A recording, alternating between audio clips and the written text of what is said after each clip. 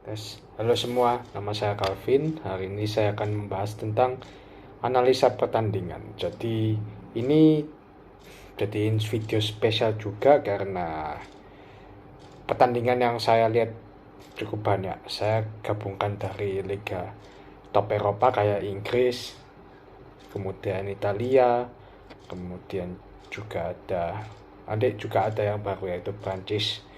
Kemudian nanti saya juga akan membahas UCL yang barusan berjalan hari apa ya? Rabu. Dari Rabu sampai Kamis kemarin. Jadi saya akan membahasnya Kamis hari ini lah. Jadi saya akan membahasnya di video ini. Jadi yang pertama saya akan bahas dulu dari, ya ini mungkin belum familiar bagi kalian, jadi saya akan mulai dari Liga Prancis dulu. Jadi ini saya lihat satu pertandingan namanya, yaitu pertandingan antara OGC Nice lawan AS Monaco. Sebenarnya dua tim ini kalau dia dari klasemen itu nggak seberapa bagus juga. Ini papan tengah ke bawah bahkan. Jadi si Nice itu peringkat ke-14, sedangkan Monaco itu peringkat 16. Tapi kenapa saya lihat? Jadi saya terutama tim Nice itu musim ini dia beli banyak beberapa pemain, yaitu dia Kasper Schmeichel, Aaron Ramsey, sama Nicolas Pepe. Jadi apa itu namanya? Ini tim musim ini lagi beli banyak pemain gitu. Maksudnya banyak pemain yang istilahnya familiar lah bagi penggemar sepak bola. Kenapa familiar? Karena tiga-tiganya ini mantan pemain dari klub Liga Inggris. Contohnya Schmeichel dari Leicester City, kapten juga. Aaron Ramsey yang pernah bermain untuk Arsenal dan juga pernah di Juventus juga. Kemudian Nicolas Pepe yang baru dibeli dari Arsenal. Nah, tapi nggak ada Nice. Monaco juga beli beberapa pemain. Liga Inggris juga. Satunya Malang Sarr itu bekas pemain Chelsea musim lalu, masih muda juga, 23 tahun. Kemudian beli juga pemain kayak Minamino tapi di bench. Dan ini dari Liverpool. Kemudian beli siapa lagi? Namanya Nubel. Jadi ini kiper cadangannya Neuer sebelumnya. Jadi ini pernah main di Bayern Munchen. Oh, dia ternyata sejak musim lalu sudah ada. Jadi padahal ini dua tim sekarang papan tengah ya, papan bawah, tapi banyak pemain dengan nama familiar, makanya saya tertarik untuk melihat juga. Jadi kita mulai pembahasannya di babak pertama itu. Oh ya, sebelum itu ada satu lagi pemain Nice yang populer, namanya Dante ini back veteran, sudah umurnya 38 atau 39 tahun. Ini dulu pernah main di Bayern Munchen. Jadi sekarang kita masuk ke matchnya. Jadi pertama itu yang menguasai itu ya Bayern. Nice. Jadi Nice betul-betul menguasai pertandingan. Tapi bukan berarti Monaco juga nggak melawan. Monaco sempat melawan tapi cuma dapat 1-2 peluang. Kebanyakan dari Nice. Bahkan Nice dapat 2 peluang bagus, dua-duanya dari Dante. Aku kaget juga, Dante ini center back tapi berapa kali maju ke depan juga, dan sempat membuat 2 peluang bagus tapi diselamatkan oleh Nubel, kipernya si Monaco. Tapi ya sempat Monaco dapat peluang tapi juga diselamatkan oleh Schmeichel. Dan di babak kedua Nice itu masih menyerang terus, masih dominasi. Mereka berapa kali dapat peluang tapi ternyata yang bikin gol duluan malah Monaco dapat gol dari headingnya Embolo. Embolo ini pemain timnas Swiss. Jadi itu dia dari crossing, dia heading dan gol bolanya. Michael nggak bisa apa-apa. Kemudian setelah itu Nice berusaha menyerang terus tapi tidak dapat gol maksud. Jadi ya Nice memenangkan pertandingan ini 1-0 ya. Monaco memenangkan pertandingan ini 1-0. Dan ya mungkin ini saya kecewa soalnya mereka harusnya menang. Kalau dilihat dari pertandingan kan mereka mendominasi tapi akhirnya mereka kalah. Apalagi nama-nama mereka sudah beli banyak pemain, nama-nama populer. Jadi mungkin ini hasil yang kurang bagus juga untuk manajernya. Namanya siapa ini manajernya? Lucien Favre. Oh ya, Lucien Favre ini bekas pelatih Dortmund. Jadi sebelumnya melatih Borussia Dortmund dari Jerman, kemudian dia mengelatih Nice. Gitu. Ya, ini mungkin hasil agak mengecewakan. Gitu. Oke, kita sekarang lanjut ke Liga Italia dulu. Liga Italia ada big match yaitu AC Milan lawan Inter Milan. Main di San Siro. Ini dua klub Milan, derby Milan. Ya, kita lihat maksudnya formasinya, kalau lihat formasinya seperti biasa sih. Ini formasinya saya juga di internet sih seperti biasa. Gak banyak berubah juga. Mungkin yang berubah cuma Genio Messias yang dimainkan sama Ketelaere ya, susah namanya. Ketelar ya gitulah namanya. Kalau si Inter ya juga main biasa 3-5-2. Gak beda jauh juga dan dua-duanya pemain inti juga. Tapi yang saya kejutkan adalah Inter itu bermain buruk di babak pertama. Berkali-kali mereka diserang, tapi mereka bisa cetak gol dulu lewat Brozovic. Jadi mereka itu dapat counter, satu peluang satu gol dari si Brozovic ini. Tapi gak lama kemudian AC Milan membalas 7 menit lah, 7 menit unggul dibalas lewat Leao. Kemudian 1-1 sampai menit akhir, tapi apa ya, AC Milan ini mendominasi gitu loh. Dan terbukti di babak kedua mereka mendominasi cetak gol lagi lewat si Giroud di menit 54. Itu juga berkat asisnya Leao dari sisi kiri. Itu jaraknya Giroud itu nggak ada yang jaga, jadi betul-betul dia nggak jaga sama pemain itu dan gol. Kemudian Leao juga mencetak gol lagi lewat aku lupa lewat apa. Oh, tembakan bagus kalau nggak salah. Jadi backnya Inter ini apa ya? Istilahnya backnya Inter ini betul-betul dipermalukan lah sama penyerangnya AC Milan kayak Giroud dan Leao ini terutama. Steven De Vrij, Bastoni sama Skriniar itu betul-betul tiga itu gampang ditembus. Berkali-kali mereka dapat ruang gitu. Habis itu Inter Milan ganti pemain.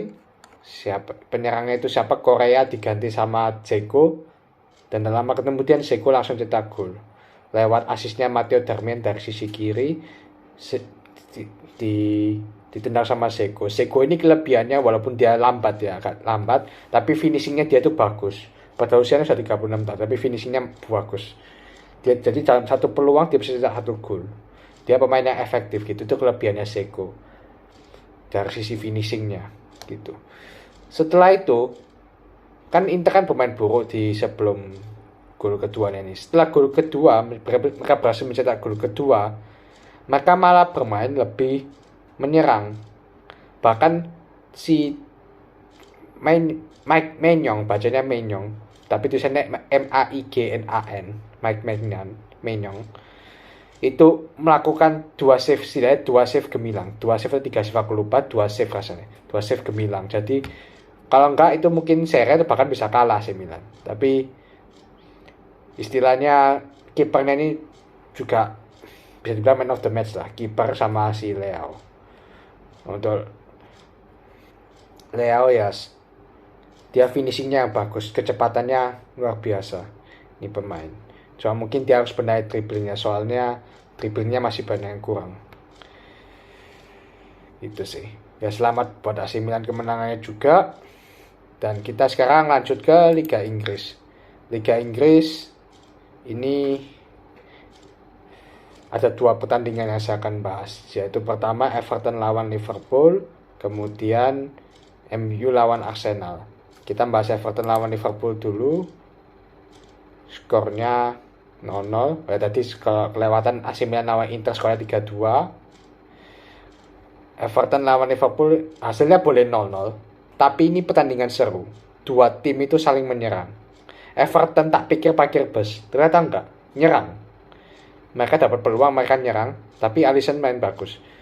Sebenarnya yang paling bagus peluang tuh Liverpool sih ya, dapat 2 peluang bagus, Nunes satu sama satu lagi itu siapa itu aku salah, tapi kena tiang. Jadi Nunes itu tembakannya bagus, cuma di tendangannya itu diselamatkan sama Pickford, kemudian kena tiang. Jadi Liverpool juga bisa kurang beruntung lah, tapi masalah mungkin Liverpool adalah susah dapat big chance. Jadi big chance itu maksudnya peluang gol yang besar. Jadi peluang gol yang besar itu nggak terlalu banyak bagi Liverpool. Padahal Liverpool kalau dari sisi kualitas pemain jelas sangat diunggulkan. Dan Everton ya praktis ngincernya counter attack, tapi dengan counter attack itu mereka bisa dapat beberapa peluang sampai Alisson pun harus satu bangun. Jadi istilahnya backnya Liverpool ini yang agak lemah ya, mungkin karena tidak ada Joel Matip atau si Ibrahima Konate yang dipasang Joe Gomez, jadinya kayak begini. Joe Gomez kurang bagus permainannya, dan juga Carvalho nggak kelihatan, si Mika nggak kelihatan, jadi diganti semua. Nunes akhirnya diganti ya, Nunes sih harusnya dikasih kesempatan, tapi ya mungkin waktu itu 0-0 masih mau persiapan buat UCL nanti. Jadi sekarang kita ya 0-0 ini ya layak bagi kedua tim ini. Jadi kedua kiper gampangannya man of the match. Ya ini juga gawat sih bagi Liverpool. Liverpool ketahan lagi. Mereka baru dapat 9 poin dari 18 laga. Itu bukan hasil yang bagus. Sebenarnya ini lebih bukan salah klub ya, tapi lebih ke manajemennya yang nggak kasih pemain. Terutama di cadangannya tuh nggak kuat. Liverpool banyak yang lemah, cadangannya jauh. Jadi kualitas tim utama itu segini, cadangannya itu segini, jadi jomplang. Makanya Klopp nggak berani memainkan pemain cadangan terlalu banyak, memainkannya banyakan pemain utama. Dan bahkan kalau mereka main jelek pun mereka nggak diganti. Itu yang gawat gitu. Harus ada rasa kompetisi supaya pemain utama ini tidak berhenti performa terbaik. Kalau kehilangan rasa kompetisi, performanya nggak lama kemudian akan menurun. Itu yang jadi di Liverpool. Kita sekarang masuk ke MU lawan Arsenal. MU menang 3-1. Jadi di babak pertama itu yang lawan tuh Arsenal loh. Arsenal yang lawan, bahkan mereka cetak gol duluan sebenarnya lewat Martinelli, tapi dianggap offside. Jadi nggak apa itu bukan karena Martinelli offside, Odegaard loh, nggak salah. Odegaardnya itu melakukan pelanggaran. Ya pelanggaran kecil sebenarnya, tapi dianggap pelanggaran. Jadinya golnya itu dianulir gitu. Jadi 1-0 tapi gagal, akhirnya tetap 0-0. Setelah itu MU mulai menyerang, mereka dapat peluang pertama lewat Christian Eriksen tapi gagal. Dan ternyata mereka dapat gol pertama dari gol pemain debut namanya Anthony. Ini barusan dibeli dari Ajax dengan harga 100 juta euro, winger ini. Jadi proses golnya itu dari si siapa itu aku lupa, Eriksen kalau nggak salah. Eriksen umpan ke Bruno dilewati rasanya, umpan ke Rashford umpan ke Elanga dari sisi kanan bebas, nggak lawan Ramsdale, dia bisa cetak gol ke tiang sisi kiri tiang gawang. Ya itu juga salah si Jenko itu harusnya jaga Anthony, nggak usah jaga Rashford. Biarkan si Martinez yang jaga Rashford, Martinez atau Varane. Jadi biarkan dua itu, harusnya si Jenko si Jenko itu Arsenal kok Martinez sih. Harusnya biarkan si Gabriel atau si Saliba yang jaga si Rashford. Harusnya si Jenko jaga si Anthony ini. Jadi Anthony bergerak bebas dan dia nggak offside dan dia cetak gol. Itu sangat jadi sih, tapi ya. Oke, jadi babak pertama 1-0, babak kedua Arsenal mulai melawan.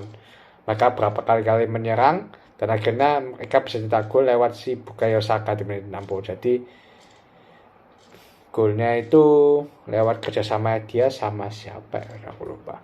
Ada satu pemain lagi diumpan ke Saka cetak gol bebas. Martinez sama Dalot nggak bisa apa-apa gitu. Aku lupa satu pemain lagi siapa. Jadi ada ini Saka, ini ada sebelahnya pemain Arsenal, aku lupa pemain Arsenal siapa gitu. Kemudian satu sama, ini yang celaka untuk Arsenal. Arsenal ini rentan menghadapi counter. MU itu kelebihannya itu efektif dalam membangun serangan dan mencetak gol. Itu terbukti di gol kedua. Gol kedua, satu kesalahan umpan Arsenal langsung berarti si Bruno langsung umpan ke Rashford kemudian melewati dua backnya Arsenal. Padahal dia jaga dua back, tapi dia bisa lewat. Dan kelebihan Rashford ada kecepatan dan dia berdiri bebas, tinggal berhadapan sama kiper yaitu Ramsdale dan dia bisa cetak gol. Di ketiga prosesnya hampir sama. Itu kalau salah umpan lagi kena pemain MU nya ngumpan ke Eriksen di depan, Eriksen lari ke depan 2 lawan 2 kalau nggak salah. Habis itu Eriksen umpan ke Rashford berdiri bebas di kotak penalti dan dia bisa cetak gol. Bahkan tadi harusnya bisa 4 kalau misalnya MU bisa dapat 4 gol. Kalau misalnya tadi yang kesalahan Granit Xhaka itu dari sisi kiri, Xhaka itu dia mau buang bola tapi mau ngumpan tapi meleset. Jadi lawak ini pemain. Si Xhaka ini lawak banget ini. Ya jadi habis itu kena counter dan syukurnya nggak jadi 4-1 gitu. Kalau nggak salah karena Ramsdale-nya juga ya lumayan lah gitu. 3-1 ini ya layak ya, tapi ini seru sih, dua tim ini sama-sama berjuang, jadi ini nggak dominasi satu sisi, tapi satu tim, tapi dua-duanya itu saling jual beli serangan gitu. Ya ini yang membedakan cuma satu, yaitu efektivitas. Arsenal sebenarnya dapat banyak peluang, tapi mereka tidak mampu memaksimalkan peluang tersebut. Mereka mungkin sudah panik, sudah apa, jadi sudah tidak bisa maksimalkan peluang dengan baik gitu sih. Kita sekarang tadi sudah yang Liga Inggris, jadi sekarang saya lanjut ke UCL juga. Jadi UCL itu apa? Itu singkatan dari UEFA Champions League. Itu dimana beberapa tim dari beberapa liga top Eropa itu tanding di sana. Kayak misalnya Barcelona, Real Madrid, Liverpool, Chelsea. Kalau di Liga Inggris 4 tim teratas musim lalu berhak masuk Champions League.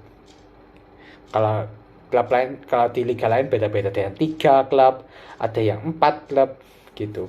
Kalau di Liga Inggris 4 klub teratas yang di musim lalu masuk bertanding Liga Champions.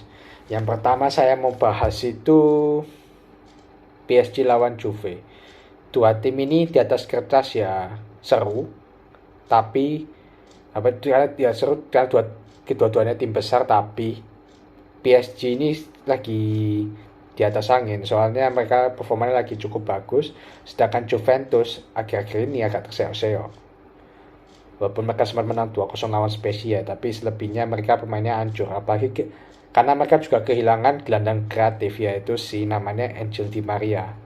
Sama satu lagi aku lupa, jadi ada 2 gelandang kreatif yang hilang. Jadi di babak pertama yang mendominasi itu betul-betul adalah PSG.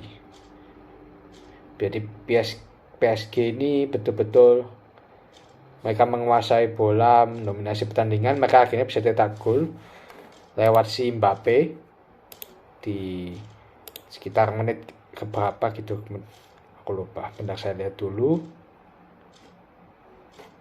PSG lawan Juventus. Oh, menit 5 loh gol. Jadi emang parah Juventus ini. Menit 5 sudah gol. Itu lewat asisnya Neymar juga yang cukup bagus. Asisnya Neymar dia volley gol. Kemudian dalam 17 menit kemudian bobol lagi lewat Mbappe lagi, tapi kayaknya dari sisi kanan. Jadi dari umpannya si Hakimi diumpan dan dia cetak gol. Di babak pertama itu betul-betul Juventus tuh hampir nggak bisa ngapa-ngapain, dan dikasih nafas lah bagi PSG. Jadi PSG itu betul-betul dominasi. Ini di babak pertama itu milik PSG. Di babak kedua Juventus baru mulai melawan. Akhirnya juga mereka bisa cetak gol lawan McKennie itu dari bola mati. Jadi dari kalau nggak salah corner, dari tendangan pojok dia sama McKennie dan gol. Gitu. Dia tinggal tendang ya, aku lupa ya. Dia McKennie yang cetak gol. Kemudian Juventus sempat membuat beberapa peluang, tapi yang membedakan adalah Donnarumma bermain bagus. Jadi Donnarumma itu berapa kali melakukan penyelamatan penting bagi PSG yang membuat mereka nggak kebobolan lagi gitu. Tapi kalau mau dibilang seru ya nggak seberapa seru juga, di babak kedua terutama nggak seberapa seru, akan membosankan, dan ya skornya 2-1 sampai akhir. Ini ya hasil yang layak sih kalau dua pertandingan. Saya merasa PSG bermain lebih bagus dibanding Juventus, karena Juventus walaupun mereka menguasai bola ya membuat beberapa peluang, tapi mereka kehilangan kreatif, makanya mereka jarang dapat big chance gitu. Jadi kemudian di apa itu, kita lanjut ke lagi ya, yang mana dulu, oh ini aja, Sevilla lawan Man City. Nah ini ya menang 4-0, ya istilahnya gak kaget sih. 4-0 sangat layak 4-0. Jadi betul-betul di babak pertama itu aja sudah keteteran Sevilla mau mencoba pressing pemain City tapi gak bisa, karena City itu sudah terbiasa di pressing. Jadi mereka kan juga masternya menguasai ruang, bukan ruang ganti ya, tapi ruang di lapangan, space lah kalau bahasa Inggrisnya. Jadi menguasai space, dan mereka berhasil cetak gol pertama lewat Haaland itu dari umpannya si Kevin De Bruyne. So ya istilahnya soulmate-nya lah. Jadi kan Kevin De Bruyne playmaker, tugasnya dia ya kasih assist ke Haaland dan dia cetak gol. Kemudian di babak kedua City lebih gila lagi. Di babak pertama 1 gol, tapi Sevilla ini betul-betul nggak bisa apa-apa ya Sevilla ini. Ini setelah kalian lihat statistik itu cuma 6 tembakan 1 shot on target dari Sevilla. Sedangkan Manchester City 24 shot 10 on target. Di babak kedua mereka sudah cetak 3 gol lagi lewat Phil Foden, Erling Haaland sama si Ruben Dias. Istilahnya babak kedua mereka City sudah enjoy, jadi sudah di atas angin, mereka sudah menikmati permainan, mereka nggak kesusu, akhirnya mereka sudah cetak 3 gol lagi. Haaland hampir hat-trick tapi akhirnya Haaland diganti. Sayang sih, harusnya kalau dia main sampai akhir bisa hat-trick, tapi mungkin dia mau diistirahatkan dulu gitu. Oke, jadi Sevilla City sudah, kemudian kita lanjut ke mana ini, Celtic ya, Celtic lawan Real Madrid. Ini juga saya tonton. Celtic di babak pertama itu main bagus, jadi mereka mampu mengimbangi Real Madrid agak kesusahan, sampai habis itu Benzema cedera, diganti sama si Hazard. Ternyata Hazard ini juga mampu tampil oke. Jadi di babak kedua itu miliknya Real Madrid. Jadi babak pertama Celtic, babak kedua Real Madrid.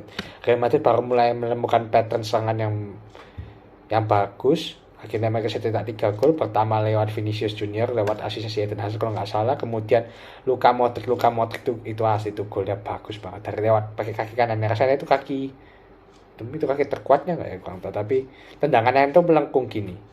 Jadi itu kalau kalian coba lihat di highlightnya apa, itu golnya luar biasa Luka Modric. Kemudian Hazard cetak gol lagi. Ya ini gol pertamanya setelah sekian lama Hazard ini. Ya lihat dari statistik juga sangat layak, 65%, 12 shot, 6 target. Tapi sebenarnya Celtic ya apresiasi buat Celtic, mereka berhasil mengimbangi Real Madrid di babak pertama. Sebelum akhirnya mereka kalah 3-0, emang layak sih Celtic kalah. Soalnya di babak kedua mereka nggak bisa apa-apa gitu. Oke, kemudian ya yang ini yang lawak dulu ya. Jadi sekarang yang lawak. Aduh, Chelsea lawan Dinamo Zagreb. Ini main pas hari Rabu malam, kalau kita Rabu pagi sih di Indonesia, waktu Rabu pagi itu ini Selasa. Ini sebenarnya main sebelum yang 3 match tadi yang tak bilang di UCL, tapi sengaja tak simpen di akhir soal ini lawak ini asli. Maaf ya fans Chelsea, tapi di pertandingan lawan Dinamo Zagreb ini Chelsea itu mainnya kayak sampah sih. Jadi mereka itu menguasai bola, main di tengah. Thomas Tuchel main 3-4-3, tapi bolanya itu mandat di tengah, dan kalau menurut mereka kena penalti gak ada yang nendang, maksudnya mereka nggak bisa membuat peluang gitu loh. Jadi mandek di tengah itu betul-betul mandek, dan Dinamo Zagreb dapat 1 counter, mereka bisa maksimalkan lewat si Orsic. Tapi setelah itu Chelsea nggak berkembang. Chelsea tetap menguasai bola, tapi mereka nggak bisa betul-betul nggak bisa membuat peluang, nggak bisa membuat big chance. Jadi aku mikir ini membosankan asli. Bahkan di babak kedua itu nggak berubah, tetap main 3-4-3, Tuchel nggak mengubah formasinya, padahal pemainnya sudah banyak yang performanya buruk, terutama Mason Mount, kayak Havertz, siapa ini lagi. Oh ya, Fofana ini juga di gol pertama Dinamo itu parah, dia kalah sprint ya.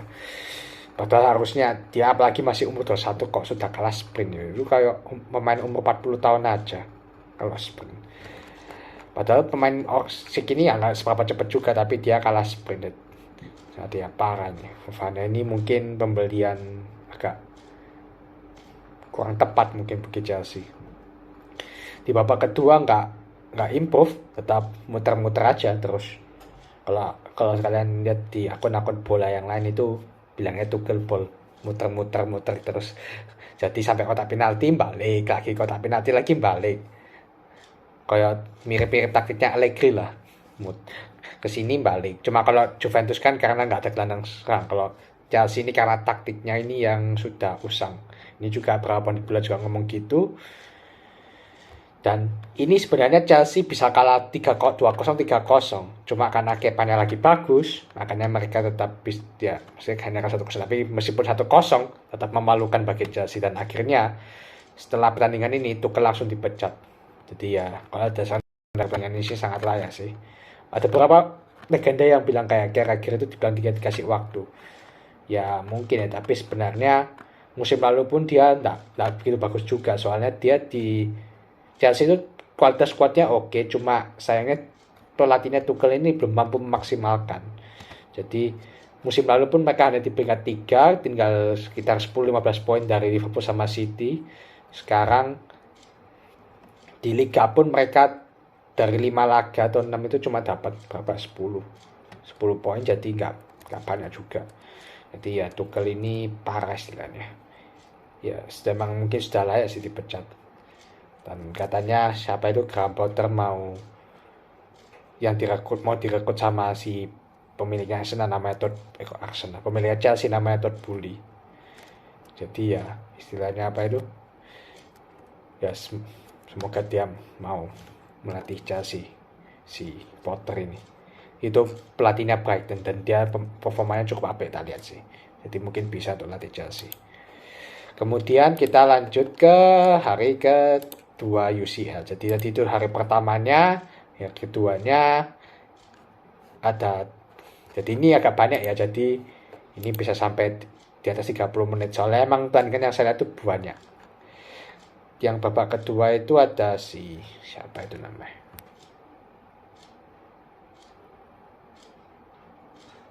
Bentar ya. Saya lihat di internet dulu, aku agak lupa matchnya. Oh ini. Yang ini dulu aja lah. Tadi pelawak biru Chelsea, sekarang pelawak merah yaitu Liverpool. Liverpool kalah lawan Napoli 4-1. Ini juga, ini ya maaf ya bagi fans Liverpool ya. Ini juga performanya kayak sampah juga ini. Jadi terutama backnya. Si Milner nggak sampai 10 menit dia melakukan 2 blunder. Pertama, gol pertama itu salah dia juga, kemudian dia dapat kartu kuning. Jadi gol pertamanya Napoli itu dari penalti. Jadi James Milner melakukan pelanggaran, akhirnya dapat penalti, kemudian lama kemudian dia dapat kartu kuning. Jadi James Milner memang ya kakek-kakek ya, sudah 36 tahun mungkin sudah habis masanya ya. Tapi nggak hanya dia saja, backnya itu betul-betul pemain hancur. Kemudian mereka dapat gol lagi lewat namanya si Anguissa, yaitu sama Fabinho cuma dilihat tok. Kemudian dia cetak gol lagi mereka lewat si Giovanni Simeone, anaknya Diego Simeone.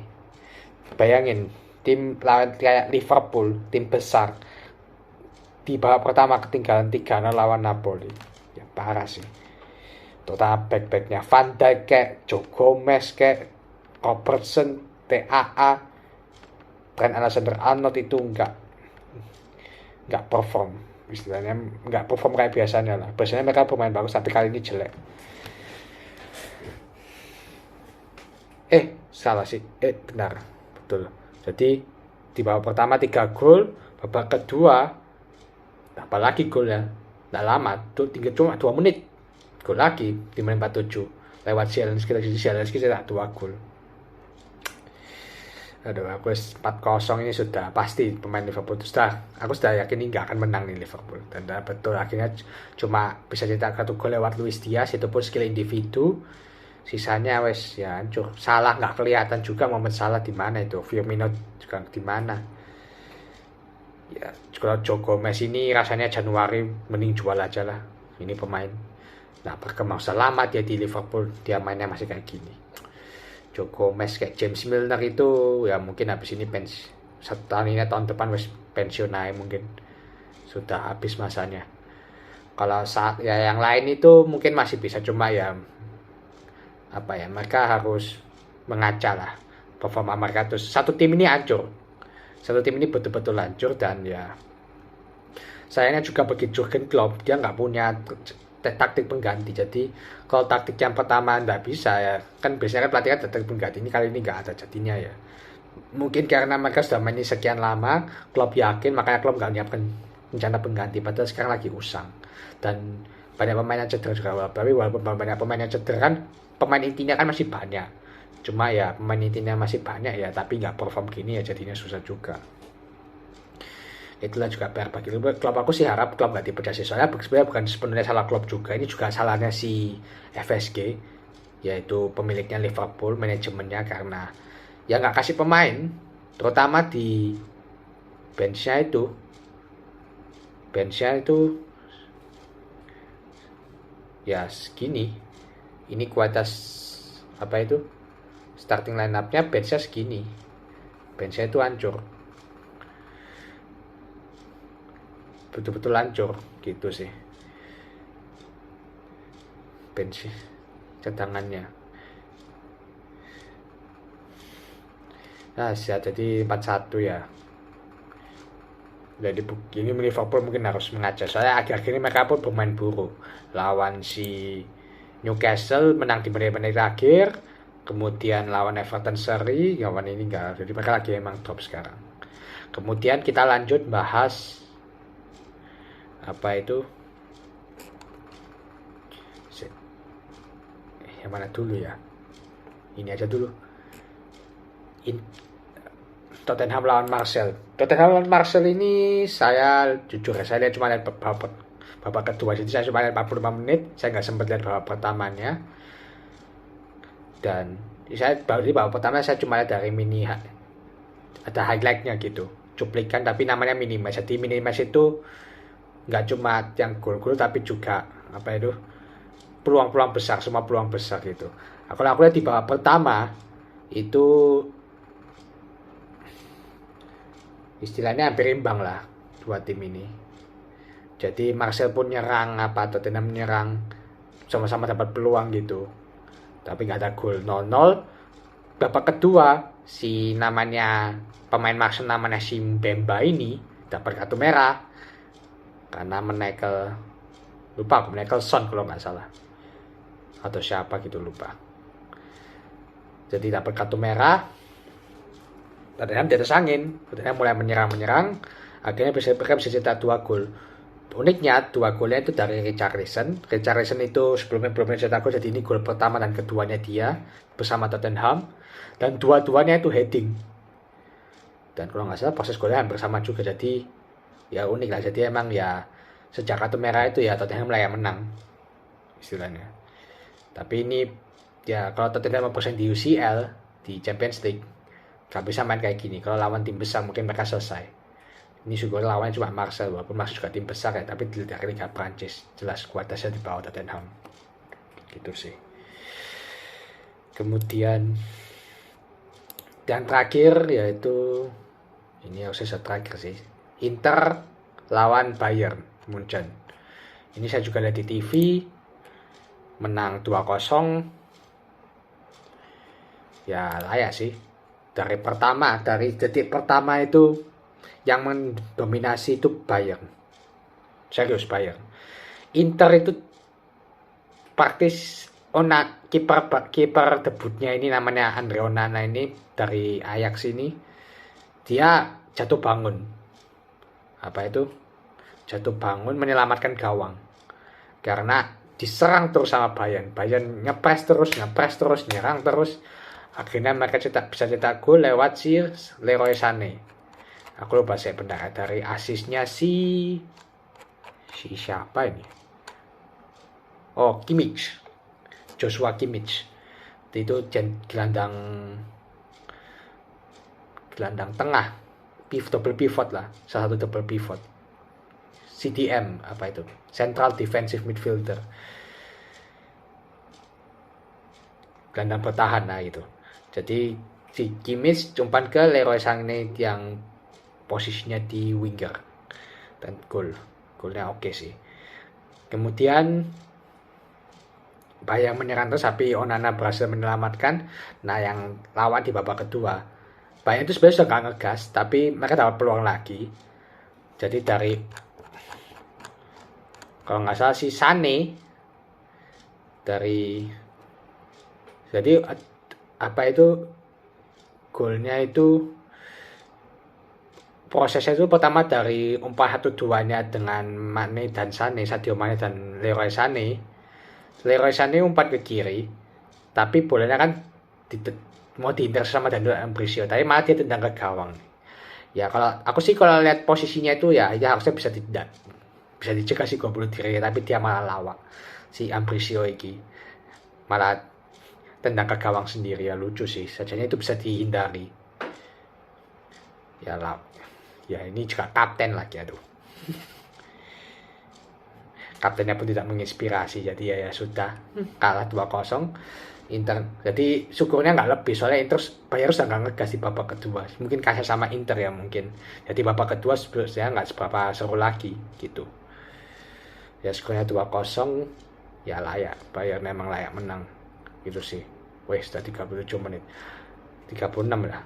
Habis ini 37. Oh ya, kalau misalnya tadi di penjelasan saya yang lama ini saya ada salah kata, tolong dimaafkan, oke? Ya itu dari saya. Terima kasih sudah menonton.